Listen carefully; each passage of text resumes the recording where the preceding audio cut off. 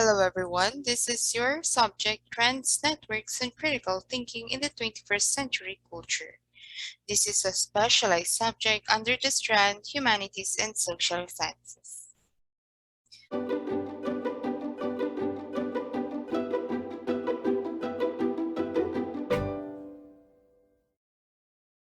So our topic for today is about globalization and global migration. So pag-uusapan natin ngayong araw na to, ang globalisasyon at global migration.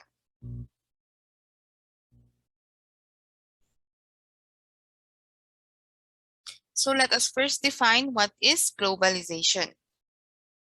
Globalization is a situation wherein the world is becoming increasingly interconnected. As a consequence, the world is imagined as one global village.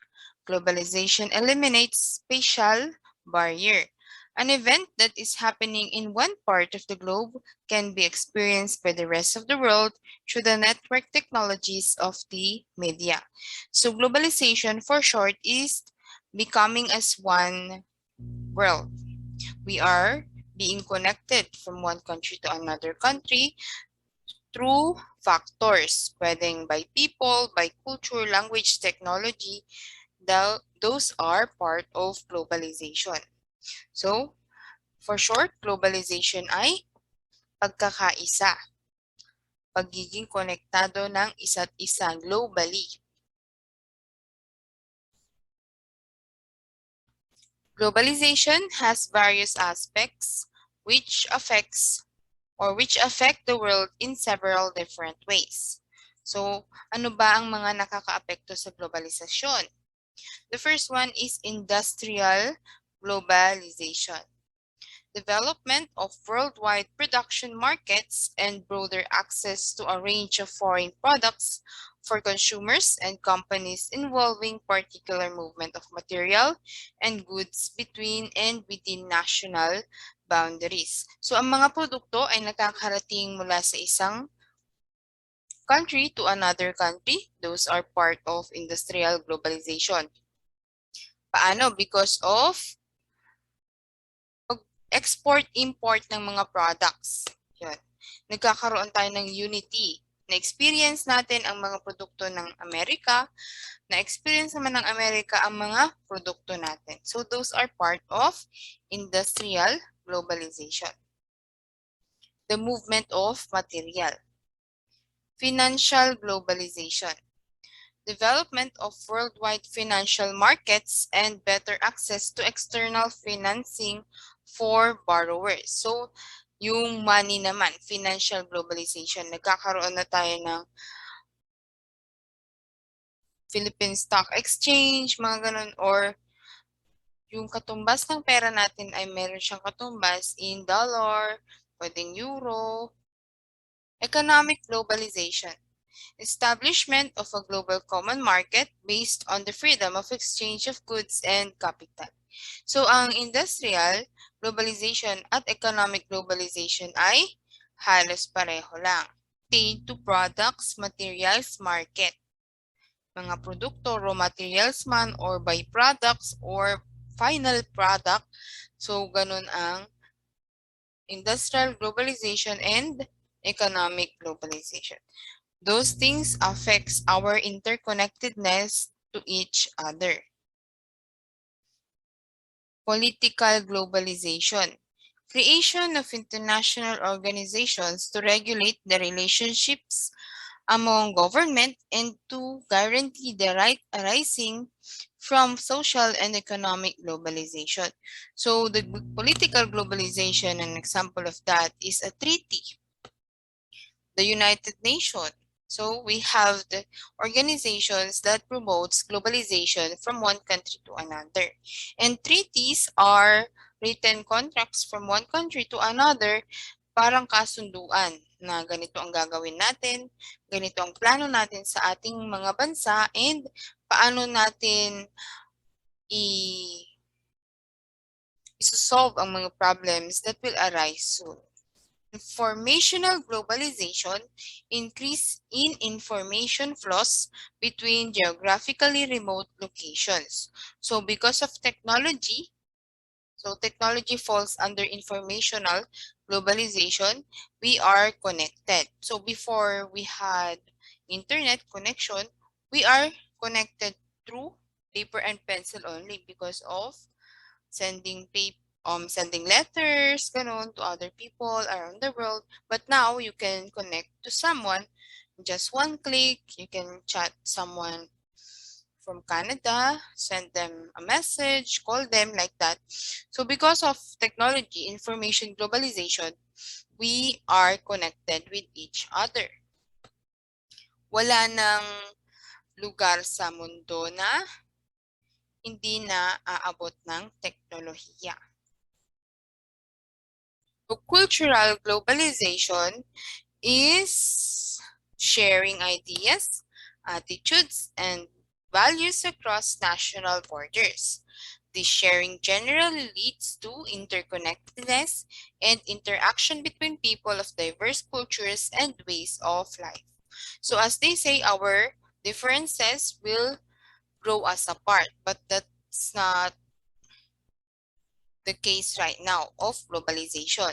Our differences makes us closer to each other kasi curious tayo kung ano ang kultura ng ibang bansa, kung ano ba ang mga practices nila.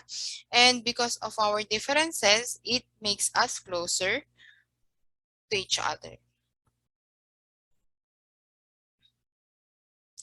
So pag-usapan naman natin ang global migration. So we all know someone who migrated from the Philippines to other countries. So those people were part of global migration. Do you know someone? So they contribute to the movement of people globally. So sa mga taong nasa remote areas lang tulad natin, we don't contribute to that. Diba? Locally lang tayo nagmamigrate. So let's talk about global migration. The global growth or the global glow and interconnectedness of communication, technology, and economic activities, along with their impact on the environment and geopolitical arena, has generated distinct push and pull factor affecting migration and relocation of people. So dahil ang mundo ay konektado na sa isa't isa or ang mga bansa ay connected na sa isa't isa, nagkaroon ng push and pull factor na nakakaapekto sa desisyon ng isang tao kung siya ba ay magmamigrate o hindi.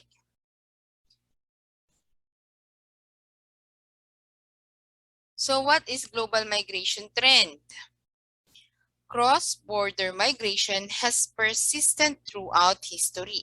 So ang migration ng tao ay nagsimula noong unang panahon pa lamang, di ba? That's why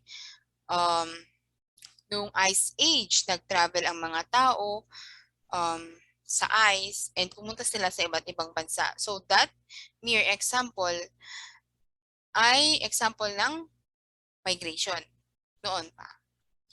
The United Nations reported in 2015 that there are now 244 million international migrants, a 41% increase in a span of 15 years. So, dumadami ang movement ang nagde-decide na pumunta sa ibang bansa.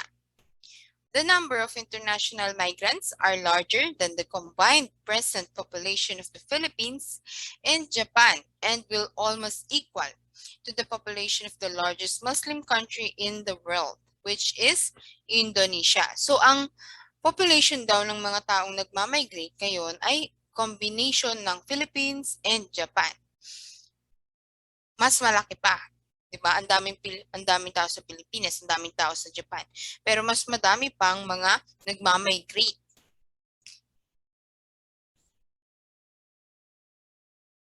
So, recent trends in migration between 2000 to 2015 revealed the following. Female migrants comprise slightly less than half, 48% of the total migrants, and they outnumbered men in Europe and Northern America. So, Nearly two-thirds of all international migrants worldwide lived in Europe or Asia. So, mostly ang movement ng tao ay papuntang Europe or papuntang Asia. Asia and Oceania has the fastest average annual growth rate in the migrant stock with 2.8%. Latin America and the Caribbean has 2.3%, followed by Africa with 2.2%. So ang mga pinakamadami daw na nagmamigrate is Asia and Oceania, sumusunod ang Latin America and Caribbean, and followed by Africa. Most of the international migrants settle in high-income countries, and majority of them originated from middle-income countries. Only 10% from low-income countries managed to live in high-income countries. Nearly half of all international migrants worldwide were born in Asia. Between 2000 and 2015, the size of the migrant stock from Asia grew faster, 2.8% than Europe, 1.2%, which ranked second in the migrant growth. So mostly daw ng nagmamigrant ay born in Asia. So we belong in Asia. I guess we are part of the global migration. We contribute much to the global migration. Let's proceed to waves of Filipino international migration. So, paano ba ang naging migration ng tao from before to ngayon na? So, the first migration is the Manila Men, 16th century. Male natives, or called Indios, were recruited to join other mariners to work in the galleon trade since its inception in 1572. So, ang mga una daw na nag-migrate ay ang mga Manila Men. Nag-join sila sa galleon trade. Next one is the Los Indios, Bravos, or the Brave Indian, 19th century. Around the same period in late 19th century, a number of ilustrados, educated youth from elite Filipino families who held patriotic and liberal ideals fled to Europe to escape persecution and censorship by their Spanish colonial masters. So, ang mga example ng Los Indios ay yung mga lumilipat sa ibang bansa to study more, and sila ay yung mga mayayaman that can afford one. So they went there to study or to just run away from political issues. Next one is the pensionados, the best and the brightest, early 20th century. In 1903, the Pensionados, or the Pensionado Act that was passed by the U.S. Congress, facilitated the sending of the brightest high school graduates to study in the best American universities, such as Harvard, Stanford, Cornell, and University of California. So the pensionados were the bright students. The government sent them to the best universities in America to study. So those were the pensionados. Manila Men, the Indios, and pensionados. The Sacadas, or the Manongs, early 20th century. International migration for Filipinos in the 20th century meant working in the U.S. and its Pacific territories. The first batch of laborers, called Sacadas, arrived in Hawaii on December 20, 1906 to work on sugarcane and pineapple plantation. So the Sacadas and the Manongs includes Ilocos people, mga Ilocano, but yung sa una nilang pinadala ay mga Visayan people. But then the Americans were not convinced about the hard work of the men that were there, yung mga nauna. So they they tried northern people, which were Ilocanos. So we all know that Ilocanos are great farmers. So ang mga naging farmers na pinadala sa Hawaii and Pacific territories or Hawaii ay ang mga Ilocanos. That's why we are familiar with the word sakadas and manongs. Yun. That's why in Ilocos regions, there are a lot of families there who had relatives that were residing in Hawaii. So ayan. Maybe they were connected with the first migrants, the Sakadas and the Manongs. And navies and nurses, mid-20th century. Being a U.S. territory, the Philippines became a source of members of the U.S. military and merchant marines. So from farmers na nagmamigrate, naging navies na, and mga nurses ang mga nagmamigrate.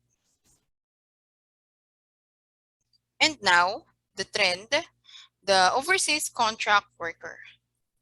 From 1970s to the present, the largest wave of international migration started to happen in the 1970s, making the Philippines among the top recruiter and exporter of migrant labor today. So tayo yung mga pinaka hinahanap na worker around the world kasi we are hardworking. Diba? So we call them overseas contract worker, or sometimes we call them overseas Filipino worker. Now, kung yun yung mga past migration trends, ano naman ang mga nakakaapekto sa ating pagmamigrate? So this is called push and pull factors in migration. Ano ang mga nakakaapekto sa ating pagmamigrate? So the push one is tumutulak, di ba? And the pull one is, the push one ay nagtutulak sa atin. And the pull one is yung humihila sa atin, di ba? So ano yung mga nagpupush sa atin na mag-migrate? The first one is poverty, kahirapan. We all know that the Philippines, the social, kasi we all know that in the Philippines, poverty is very nandyan talaga. We all know that the primary reason why someone migrates is because Philippine experiences severe poverty. Unemployment. Here in the Philippines, ang daming graduate, kokonti ang trabaho. Diba? So, ang daming mga walang trabaho. So, anong ginagawa nila? Pupunta sila sa ibang bansa. Famine, kagutuman. So, this is connected to poverty. So, kung nagugutom ka na dito sa Pilipinas, mahirap ang buhay dito sa Pilipinas, anong dapat mong gawin? Mag-a-abroad ako para may pangkain ng aking pamilya. So, those were the reasons of a lot of OFWs. War. So, this picture is from Marawi. So, pwedeng yung mga ibang mga citizen dyan, mga residents, they fled to another country to start new life because as you can see, the structures and the living condition there is not good. Maybe they decided to just move outside the Philippines. Kung may push, nagtutulak sa atin na pumunta sa ibang bansa, ano naman ang humihila, nag-uudyok din sa atin na mga ibang bansa. So, nagsasabayan, push and pull.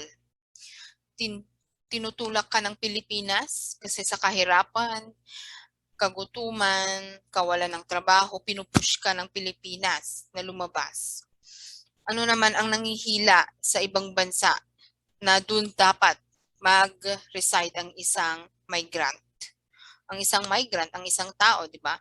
Ano ang panghila nila sa tao? This is the pull factor. Immigration policy in the host country. So maganda ang policy ng country na iyon. For example, if you're a Filipino, you only need 2 years of legal residency in Spain to be able to apply for Spanish citizenship. Do note that the 2 years residence requirement must be legal and continuous and must also be immediately before the application. You need to pass a Spanish language test. So, kung gusto mo na agarang citizenship in the European continent, you may enter in Spain, di ba? Kung gusto mo naman ng green card, pumunta ka sa Amerika. Kung gusto mo ng magandang health system, pumunta ka sa healthcare system, pumunta ka sa bansang maganda ang healthcare system. So, yun yung mga. Another pull factor is the expectations of better employment. So dito sa Pilipinas, pinupush tayo because of unemployment. So ang pang-pull naman ng mga magagandang country is mas maganda ang magiging trabaho mo doon. Yung effort mo ay matutumbasan ng dollar o kaya euro o kaya Canadian dollar o kaya Singaporean dollar, dinar, or real, di ba? So, expectations of better employment. Mas magandang trabaho, di ba? Higher wage, mas mataas na sweldo. This will ease the poverty part, di ba? Mas mataas na sweldo, mas madaming kita. Hindi na maghihirap ang pamilya ko sa Pilipinas. Di ba?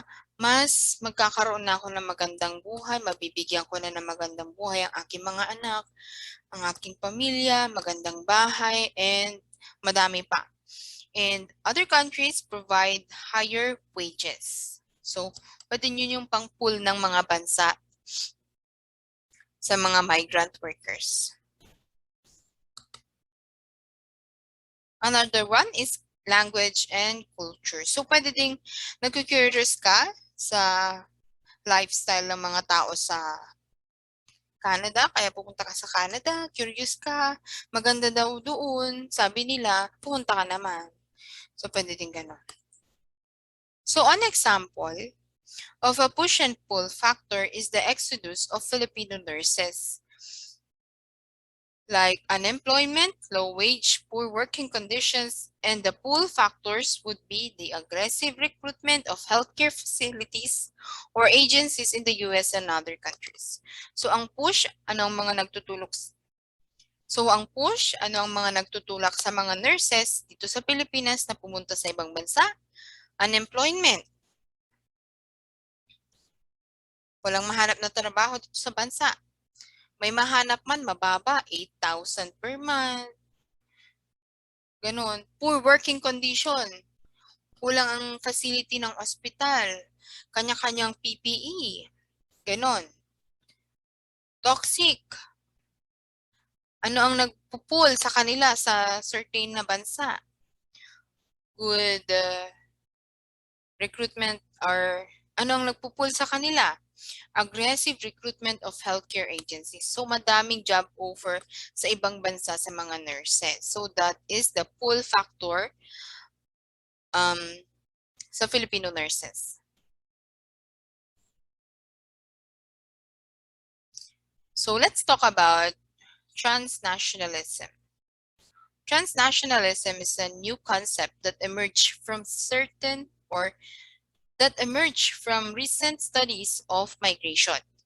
In the past, migrants settle in and become assimilated in their host countries because they could not easily move back and forth across oceans and continents. So kapag ang isang tao ay nag-migrate, so di ba hindi naman siya pwedeng umuwi buwan-buwan dito sa Pilipinas. Wow, yaman. Pacquiao. Anyway, so kapag ang isang ordinary Filipino nag-decide na pumunta sa certain na bansa, halimbawa, Spain. Let's talk about Spain. So, i-inculcate sa kanya, na-adapt niya yung mga traditions, cultures, yung mga meron sa Spain. Na-adapt niya yung lengguwahe, yung practices. Kasi kailangan mong i-adapt yun eh. Kasi dun ka na eh, di ba? Kailangan mong mag-adjust. That is transnationalism. You're a Filipino, but you're adjusting yourself to the practices, traditions, and culture of Spain. Ganun. That's transnationalism. Anyway, hindi naman mahirap na because we're part Spanish, you know? Hindi mahirap mag-adjust siguro. Ganun. And diaspora. Diaspora came from the Greek verb spero, to sow, and the preposition dia, over, which essentially means dispersal of seed. Currently, the term has been used to describe various ethnic groups that are dispersed all over the world. So diaspora is a term used to describe people around the world. So those in Filipino, we are Filipino diaspora. So I hope you learned something from this video. See you again next topic, or see you again next time. Remember, tara na mag-migrate. I hope you learned something today. Thank you for watching.